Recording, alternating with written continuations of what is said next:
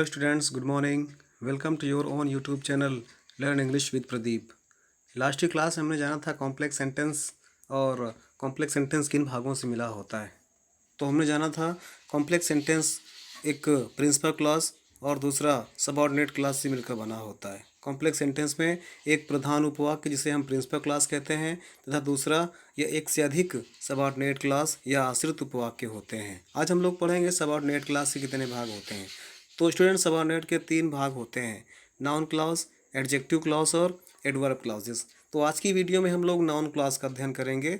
Next के video में मैं आपको एडजेक्टिव और एडवर्ब क्लॉज के बारे में बताऊंगा। तो आज की क्लास हम लोग नाउन क्लॉज या संज्ञा उपवाक्य का अध्ययन करेंगे। स्टूडेंट्स, जो ट्रांसलेशन संबंधी नियम है इसके अंतर्गत complex sentence, noun clause, adjective clause और एडवर्ब क्लॉज का रूल जानना बहुत ही आवश्यक है, कहाँ पर हमें किसको यूज़ करना है। तो पहले हम लोग एग्जाम्पल समझते हैं। एग्जाम्पल के द्वारा मैं रूल को आपको समझाने का प्रयास करूँगा। जैसे यहाँ पर लिखा हुआ है, यह निश्चित नहीं है कि वह आएगा। That he will come is not certain. एक पार्ट ये हो गया, एक पार्ट ये हो गया। इसी प्रकार दूसरा नियम देखते हैं, मैं नहीं जानता कि वह कहाँ रहता है। I do not know where he lives. I do not know where he lives. यहाँ पर 2 पार्ट हैं। तो जो हमारा ये इटैलिक वे में लिखा हुआ है ये हमारा नाउन क्लॉज कहलाएगा। कैसे कैसे होगा इसको मैं बाद में आपको बताऊंगा। पहले हम लोग एग्जांपल समझते चलते हैं। जैसे तीसरा नियम कहता है, सत्य यह है कि वह एक चोर है। The truth is that he is a thief. सत्य यह है, द ट्रू इज दैट कि वह एक चोर है, ही इज़ अ थीफ। उसी प्रकार से ये सेंटेंस देखिए, जो कुछ तुम्हारे अध्यापक कहते हैं उस पर ध्यान दो। Pay attention to what your teacher say. Pay attention to what your teacher say. उसी प्रकार से नेक्स्ट एग्जांपल देखिए, एग्जांपल नंबर 5 कहता है, यह खबर कि उसने घर छोड़ दिया है सही है। The news that he has left the house is correct. यहाँ पर that he has left the house अलग है और ये पार्ट ये दोनों अलग बनते हैं। कैसे बनते हैं मैं भी आपको समझाऊंगा। आप समझते हैं, जैसे हमने अभी तक कुछ 5 एग्जाम्पल्स लिए हैं। ऊपरी उदाहरण को पढ़ने के पश्चात निम्नलिखित नियमों को ध्यान से पढ़ना है। जैसे पहला नियम कहता है, कॉम्प्लेक्स सेंटेंस में नाउन क्लॉज का कार्य निम्नलिखित 5 प्रकार से होते हैं। जैसे सब्जेक्ट टू अ वर्ब, जो हमने पहला एग्जाम्पल समझा था वो सब्जेक्ट टू अ वर्ब का कार्य कर रहा था। यहाँ पर आप देख सकते हैं सब्जेक्ट टू अ वर्ब, यहाँ पर दैट जो है वो सब्जेक्ट का कार्य कर रहा है। सब्जेक्ट के रूप में हमने यहाँ पर यूज़ कर दिया, नाउन क्लॉज सब्जेक्ट के रूप में यूज़ कर दिया है। उसी प्रकार और भी हैं जो आप उसको पॉज करके या बैक करके देख सकते हैं। जो दूसरा नियम था वो ऑब्जेक्ट टू अ वर्ब, जो हमारा दूसरा नियम था वो ऑब्जेक्ट का कार्य कर रहा था। यहाँ पर देख सकते हैं आप लोग, I do not know where, यहाँ पर वेयर यूज़ किया गया है। वेयर एक प्रकार से ऑब्जेक्ट के रूप में यूज़ किया गया है। जैसे तीसरा एग्जांपल आप लोग देख लीजिए, सी नंबर कहता है नियम हमारा, कॉम्प्लीमेंट ऑफ अ वर्ब, वाक्य नंबर 3। जो हमारा तीसरा नियम था वो कॉम्प्लीमेंट ऑफ अ वर्ब के रूप में यूज़ किया गया है। जैसे ये है तीसरा, कॉम्प्लीमेंट समझते हैं ना, पूरक के रूप में। ये जिसे लिखा हुआ है, the truth is that he is a thief. That he is a thief, यहाँ पर ये हमारा एक प्रकार से कॉम्प्लीमेंट के रूप में यूज़ किया गया है। उसी प्रकार से डी और ई भी है हमारे, जो कि डी नंबर हमारा govern by the preposition, preposition के द्वारा गवर्न किया गया है। उसी प्रकार ई नंबर का जो नेक्स्ट वाला उदाहरण था, आपका लास्ट वाला उदाहरण था, 5वां नंबर का उदाहरण था, वो किस इन अ पोजिशन का था। ठीक है ना। तो जानते हैं इसके नियम कौन कौन से हैं। जैसे हमारा दूसरा नियम कहता है, वो तो पहला नियम था एग्जाम्पल तो समझ हम लोगों ने। इसका दूसरा नियम कहता है, हिंदी वाक्यों में साधारणतया नाउन क्लॉज का अर्थ की से प्रारंभ होते हैं। दैट ही सर्टेन, कि यह निश्चित है वह चोर है। यह निश्चित है कि वह एक चोर है, ये नाउन क्लॉज को दर्शाता है। और नियम देखिए, तीसरा नियम कहता है, यदि संज्ञा उपवाक्य या नाउन क्लॉज असर्टिव वाक्य हैं तो अंग्रेजी अनुवाद में दैट का प्रयोग होता है। जैसे I know that he will come to my house. I know that he will come to my house.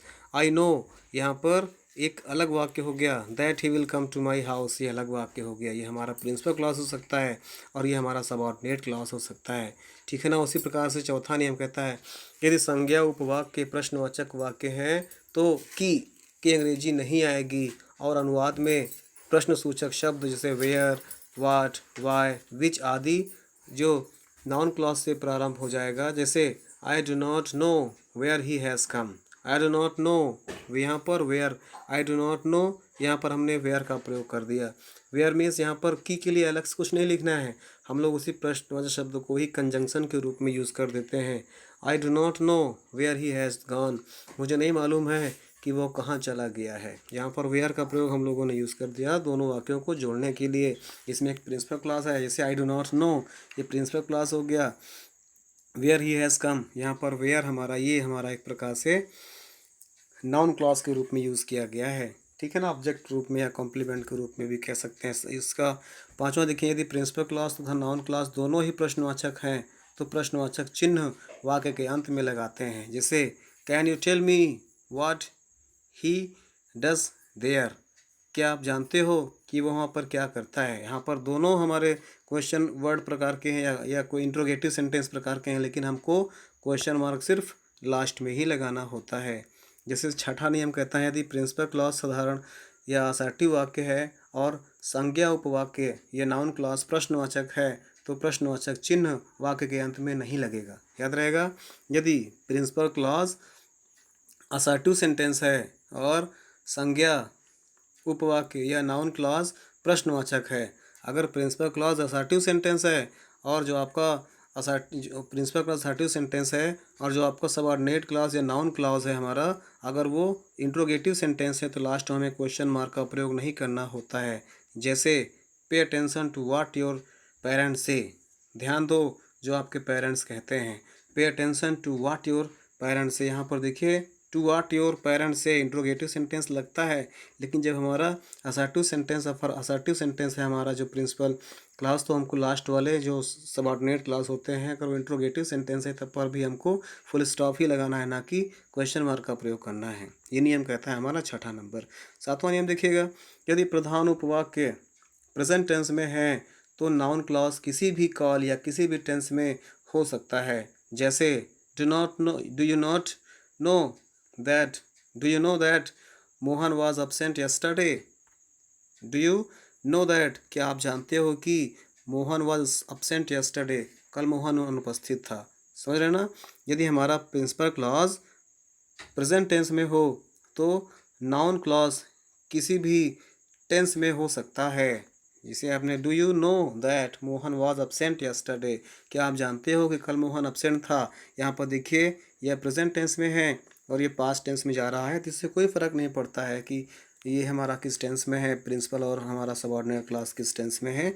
Sentence को के भाव स्पष्ट होने चाहिए। जैसे is absent today, will be absent today भी हो सकता है। यहाँ पर do you know that Mohan was absent today, इसके स्थान पर हो सकता है do you know that Mohan is absent today, इसके स्थान पर हो सकता है do you know that Mohan will be absent today. इसको हम चाहे तो प्रेजेंट में रख सकते हैं सबऑर्डिनेट क्लास को, चाहे तो पास्ट में रख सकते हैं, चाहे तो फ्यूचर में रख सकते हैं, तो हमारा उसका कोई प्रॉब्लम नहीं होगा। इस प्रकार से हमने जाना आज कॉम्प्लेक्स सेंटेंस। तो कॉम्प्लेक्स सेंटेंस से पहला हम लोगों ने पढ़ा नाउन क्लॉज, संज्ञा उपवाक्य जो संज्ञा के भाव को दर्शाते हैं, किसी व्यक्ति वस्तु स्थान प्राणी या भाव को दर्शाते हैं, वे नाउन क्लॉज कहलाते हैं, ठीक है ना। तो नेक्स्ट वीडियो हम लोग पढ़ेंगे एडजेक्टिव क्लॉज क्या होता है। एडजेक्टिव क्लॉज क्या होता है, स्पष्ट है, भाव से ही जो एडजेक्टिव का कार्य करते हैं। जो नाउन एडजेक्टिव का कार्य करे जो क्लॉज एडजेक्टिव कार्य करे एडजेक्टिव क्लॉज कहलाते हैं। उसी प्रकार से एडवर्ब क्लॉज की बात करें, जो क्लॉज एडवर्ब कार्य करे एडवर्ब क्लॉज कहलाता है। जैसे आज वाले जो हमने पढ़ा वो नाउन क्लॉज क्यों है, क्योंकि नाउन के भाव को दर्शाते हैं। संज्ञा के जो क्लॉज नाउन को दर्शाते हैं, नाउन के भाव को दर्शाते हैं, वो नाउन क्लॉज कहलाते हैं, ठीक है ना। तो अभी तक के लिए thanks for watching the video. जय हिंद।